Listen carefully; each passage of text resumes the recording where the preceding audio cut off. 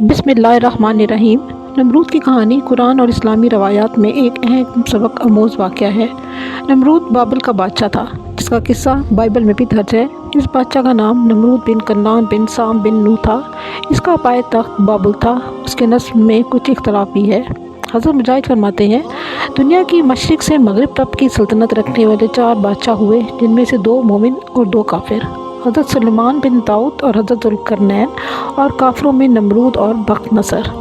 मुफस्सिरीन का बयान है कि नमरूद बिन कन्नान बड़ा जाबिर बादशाह था। सबसे पहले उसी ने ताजशाही अपने सर पर रखा। उससे पहले किसी बादशाह ने ताज नहीं पहना था। ये लोगों से ज़बरदस्ती अपनी परस्तिश कराता था। काहन और नजूमी इसके दरबार में बकसरत इसके मुकर्रब थे। नमरूद ने एक रात ये ख्वाब देखा कि एक सितारा निकला और उसकी रोशनी में चाँद, सूरज वगैरह सारे सितारे बेनूर होकर रह गए। काहनों और नजूमियों ने इस ख्वाब की ये ताबीर दी कि एक फर्जंद ऐसा होगा जो तेरी बादशाही के ज़वाल का बाइस होगा। ये सुनकर नमरूद बेहद परेशान हो गया और उसने ये हुक्म दे दिया कि मेरे शहर में बच्चा पैदा हो वो कत्ल कर दिया जाए और मर्द औरतों से जुदा रहे। चुनांचे हज़ारों बच्चे कत्ल कर दिए गए, मगर तकदीर इलाही को कौन टाल सकता है। इसी दौरान में हज़रत इब्राहीम अलैहिस्सलाम पैदा हो गए और बादशाह के खौफ से उनके वालिद ने शहर से दूर पहाड़ के गार में उनको छुपा दिया। इसी गार में छुपकर उनकी वालदा रोज़ाना दूध पिला दिया करती थी। बाज़ मुफस्सिरीन का कौल है कि 7 बरस की उम्र तक, और बाज़ ने तहरीर फरमाया कि 17 बरस तक आप उसी गार में परवरिश पाते रहे। रवायत है कि जब नमरूद ने अपनी सारी कौम के रूबरू हज़रत इब्राहीम अलैहिस्सलाम को आग में फेंक दिया तो ज़मीन और आसमान की तमाम मखलूक़ात चीख मार मार कर बारगाह खुदाबंदी में अर्ज़ करने लगी कि खुदावंद, तेरे खलील आग में डाल दिए जा रहे हैं और उनके सिवा ज़मीन में कोई और इंसान तेरी तौहीद का अलमबरदार और तेरा परस्तार नहीं, लिहाजा तू हमें इजाज़त दे कि हम उनकी इमदाद व नुसरत करें। तो अल्लाह ताला ने फरमाया कि इब्राहीम मेरे खलील हैं और मैं उनका मबूद हूँ। तो अगर हज़रत इब्राहीम तुम सबों से फरियाद करके मदद तलब करे तो मेरी इजाज़त है कि सब उनकी मदद करो, और अगर वो मेरे सिवा किसी और से कोई मदद तलब ना करें तो तुम सब सुन लो कि मैं उनका दोस्त और हामी मददगार हूँ। लिहाजा तुम अब उनका मामला मेरे ऊपर छोड़ दो। उसके बाद आपके पास पानी का फरिश्ता आया और कहा कि अगर आप फरमाएं तो मैं पानी बरसा कर आग को बुझा दूँ। फिर हवा का फरिश्ता हाजिर हुआ और उसने कहा कि अगर आपका हुक्म हो तो मैं ज़बरदस्त आंधी चलाकर इस आग को उड़ा दूं। तो आपने इन दोनों फरिश्तों से फरमाया कि मुझे तुम लोगों की कोई ज़रूरत नहीं, मुझको मेरा अल्लाह काफ़ी है और वही मेरा बेहतरीन कारसाज है। वही जब चाहेगा और जिस तरह उसकी मर्ज़ी होगी मेरी मदद फरमाएगा। एक रवायत में है कि जब काफिरों ने आपको आग में डाला तो आपने उस वक्त ये दुआ पढ़ी, ला इलाहा इल्ला अंता सुब्हानका लकल हम्दु व लकल मुल्कु ला शरीका लक। और जब आप आपके शोलों में दाखिल हो गए तो हज़रत जिब्राईल अलैहिस्सलाम तशरीफ़ लाए और कहा, ए खलीलुल्लाह, क्या आपको कोई हाजत है? तो आपने फरमाया कि मुझे आपसे कोई हाजत नहीं है। तो इस पर हज़रत जिब्राईल अलैहिस्सलाम ने कहा कि फिर आप खुदा ही से अपनी हाजत अर्ज़ कीजिए। तो आपने जवाब दिया कि वो मेरे हाल को खूब अच्छी तरह जानता है, लिहाजा मुझे उससे सवाल करने की कतन कोई ज़रूरत नहीं है। उस वक्त हज़रत इब्राहीम अलैहिस्सलाम की उम्र तकरीबन 16 या 20 साल की थी। आप कितना अरसा तक आग में रहे, इसके बारे में 3 अक़वाल हैं। बाज़ मुफस्सिरीन का कौल है कि 7 दिनों तक आप आग के शोलों में रहे, और बाज़ ने यह तहरीर किया कि 40 दिन तक रहे, और बाज़ ने कहा कि आप 50 दिन। इस वाक़े से उन लोगों को तसल्ली मिलती है जो बातिल की तागूती ताकतों के बिलमुकाबिल इस्तिकामत का पहाड़ बनकर रख जाते हैं। नमरूद और हज़रत इब्राहीम अलैहिस्सलाम में मुकालमा हक़ और बातिल की एक लाजवाल दास्तान है। आइए जानते हैं कि नमरूद की ताकत और तकब्बुर के सामने हज़रत इब्राहीम अलैहिस्सलाम ने किस तरह दलील और हिकमत से हक़ की बात कही और बातिल को बेनकाब किया। एक रवायत है कि इब्राहीम अलैहिस्सलाम और नमरूद के दरमियान ये मुनाज़रा उस दिन हुआ जिस दिन वो आग से निकले। इससे पहले उनका कभी आमना सामना नहीं हुआ था। जिस दिन वो इकट्ठे हुए उस दिन ये मुनाज़रा वाक़या हुआ। कुरान पाक में है, भला तुमने उस शख्स को नहीं देखा जो इस गरूर के सबब से कि अल्लाह ने उसको सल्तनत बख्शी थी, इब्राहीम अलैहिस्सलाम से परवरदिगार के बारे में झगड़ने लगा। जब इब्राहीम अलैहिस्सलाम ने कहा कि मेरा परवरदिगार तो वो है जो ज़िंदा करता है और मारता है, वो बोला कि ज़िंदा करना और मारना तो मैं भी कर सकता हूँ।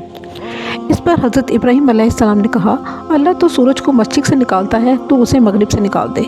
ये सुनकर काफिर शशदर रह गया, और अल्लाह ताला ज़ालिम लोगों को हिदायत नहीं दिया करता। इस मकाम पर अल्लाह ताला ने अपने खलील अलैहिस्सलाम का इस सरकश ज़ालिम बादशाह से मुनाज़रा बयान फरमाया जिसने रब होने का दावा किया था। حضرت ابراہیم خلیلُल्लाह علیہ السلام نے اس کی دلیل کو غلط ثابت کر دیا، اس کی جہالت اور کم عقلی کو آشکار کر دیا، دلیل کے میدان میں اس کو لاجواب کر دیا اور اس کے سامنے سیدھا راستہ واضح فرما دیا۔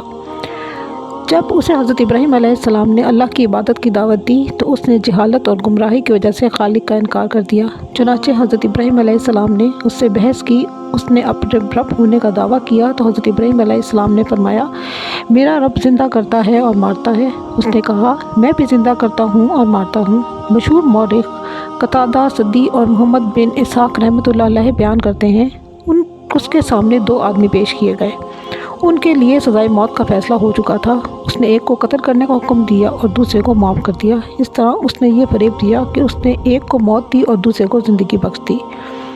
اس کا یہ عمل حضرت ابراہیم علیہ السلام کی دلیل کا جواب نہیں تھا اور نہ ہی اس کا موضوع مناظرے سے کوئی تعلق تھا، جس سے یہ ظاہر ہو گیا اس کے پاس کوئی دلیل نہیں تھی۔ حضرت ابراہیم علیہ السلام نے جو دلیل پیش فرمائی تھی اس کی وضاحت یہ ہے کہ جانداروں کا جینا مرنا ایک عام مشاہدے کی چیز ہے، کیونکہ یہ واقعات خود بخود پیش نہیں آ سکتے، لہٰذا ضرور کوئی ایسی ذات موجود ہے جس کے حکم کے بغیر ان اشیاء کا وجود میں آنا محال ہے۔ لازمی ہے کہ نظر آنے والے واقعات کا کوئی فاعل ہو جس نے انہیں پیدا کیا، انہیں اپنے نظام کا پابند کیا، جو ستاروں، ہواؤں اور بادلوں کو ایک جگہ سے دوسری جگہ لے جاتے ہیں اور بارش برساتا ہے اور ان جانداروں کو پیدا کرتا ہے جو ہمیں نظر آتے ہیں اور پھر انہیں موت سے ہمکنار کر دیتا ہے۔ اسی لیے حضرت ابراہیم علیہ السلام نے فرمایا، میرا پروردگار تو وہ ہے جو زندہ کرتا ہے اور مارتا ہے۔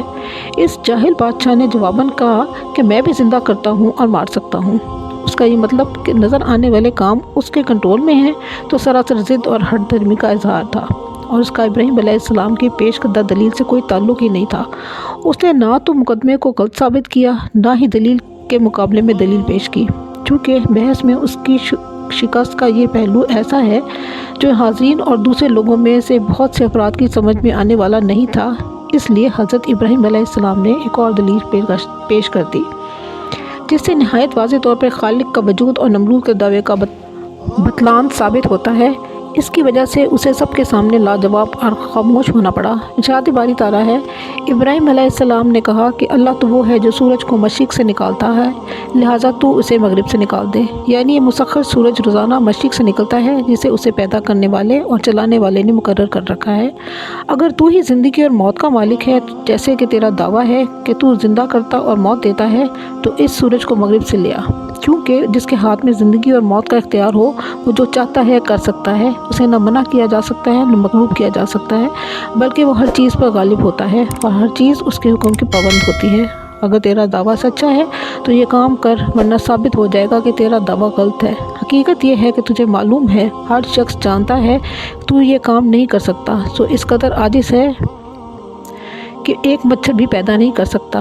اس طرح حضرت ابراہیم علیہ السلام نے اس کا جاہل اور عاجز ہونا واضح فرما دیا۔ اس کے پاس جواب میں کہنے کو کچھ نہ رہا، اس کا منہ بند ہو گیا۔ اسی لیے اللہ تعالیٰ نے فرمایا، یہ سن کر کافر ششدر رہ گیا اور اللہ بے انصافوں کو ہدایت نہیں دیتا۔ تفسیر ابن کثیر میں ہے، زید بن اسلم رضی اللہ عنہ سے روایت ہے کہ نمرود نے اشیاء خوردنی کا انتظام اپنے ہاتھ میں رکھا تھا۔ لوگ غلہ لینے کے لیے اس کے پاس جاتے تھے اور حضرت ابراہیم علیہ السلام بھی دوسرے لوگوں کے ساتھ غلہ لینے گئے۔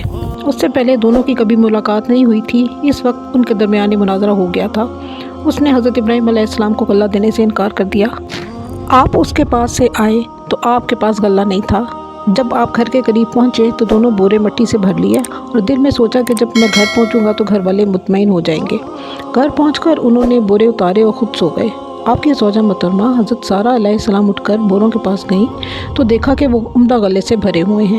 انہوں نے کھانا تیار کیا اور حضرت ابراہیم علیہ السلام بیدار ہوئے تو دیکھا کہ کھانا تیار ہے۔ انہوں نے پوچھا، یہ کھانا کہاں سے آیا؟ زوجہ محترمہ نے فرمایا، جو آپ علیہ السلام لائے تھے اسی سے تیار کیا ہے۔ آپ سمجھ گئے کہ اللہ تعالیٰ نے عطا فرمایا ہے۔ زید بن اسلم نے فرمایا، اللہ تعالیٰ نے اس ظالم بادشاہ کے پاس ایک فرشتہ بھیجا جس نے اسے اللہ پر ایمان لانے کو کہا۔ اس نے انکار کر دیا۔ دوبارہ ایمان کی دعوت دی، اس نے پھر انکار کر دیا۔ اس نے تیسری بار ایمان کی دعوت دی تو اس نے پھر انکار کر دیا اور کہا، تم اپنا لشکر جمع کر کے لے آؤ، میں اپنا لشکر جمع کرتا ہوں۔ طلوع آفتاب کے وقت نمرود نے اپنی تمام فوجیں جمع کر لی۔ اللہ تعالیٰ نے اتنے مچھر بھیج دیے کہ سورج ان کی اوٹ میں چھپ گیا۔ اللہ نے لشکر والوں پر مچھر مسلط کر دیے۔ انہوں نے ان کا گوشت اس طرح کھا لیا کہ صرف ہڈیاں باقی رہ گئیں۔ ایک مچھر بادشاہ کے ناک میں داخل ہو گیا۔ اللہ نے اس کے ذریعے اسے 400 سال عذاب میں مبتلا رکھا، چنانچہ اس کے سر پر ہتھوڑے مارے جاتے تھے کہ وہ اللہ کے حکم سے ہلاک ہو گیا۔ یہ مکالمہ ہمیں سکھاتا ہے کہ حق ہمیشہ غالب رہتا ہے، چاہے باطل کتنا ہی طاقتور کیوں نہ ہو۔ حضرت ابراہیم علیہ السلام کی بصیرت اور اللہ پر یقین ہمارے لیے مشعل راہ ہیں۔ اپنے ایمان کو مضبوط رکھیے اور حق کی گواہی دینے سے کبھی نہ گھبرائیں۔ اللہ ہم سب کو حق پر چلنے کی توفیق عطا فرمائے، آمین۔